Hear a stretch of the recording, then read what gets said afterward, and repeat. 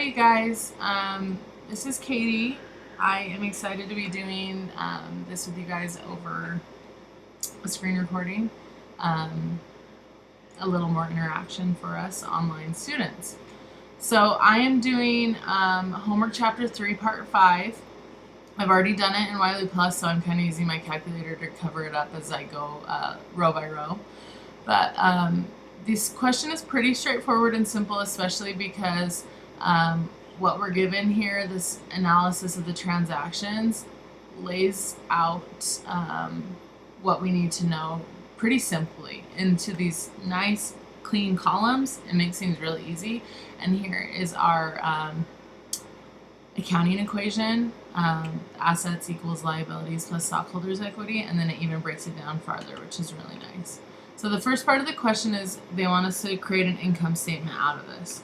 And we're creating it for the month of August. So for the month ended August 31st, the first part of the income statement is our revenues. And we have a nice little revenues column right here. It tells us exactly what we did that month. So we put it right here in that column.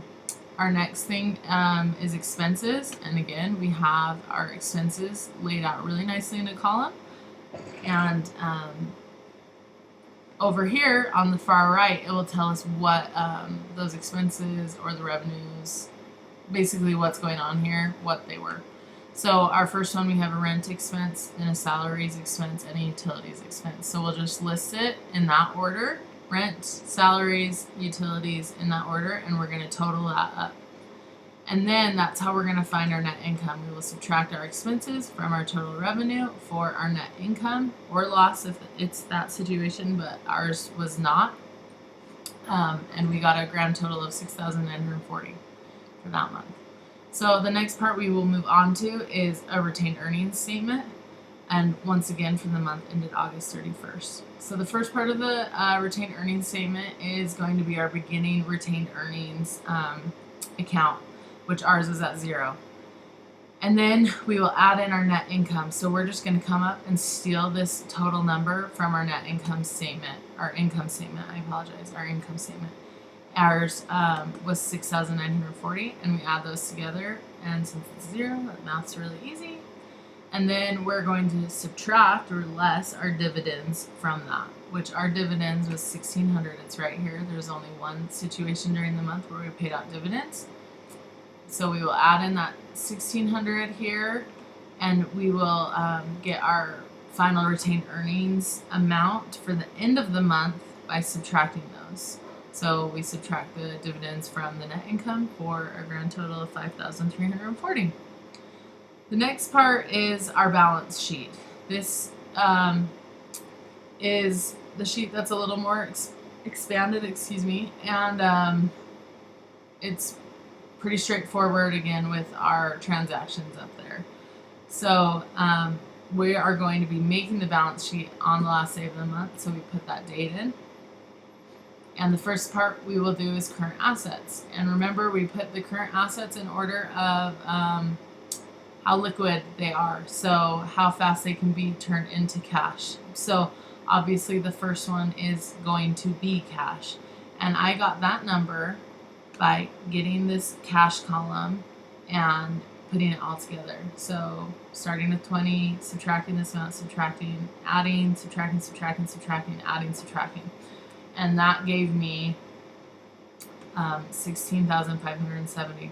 And then the next account is accounts receivable, and I did the same thing. It's right here. Took those together, and then we'll go down the line for our assets. So we'll do supplies and equipment as well.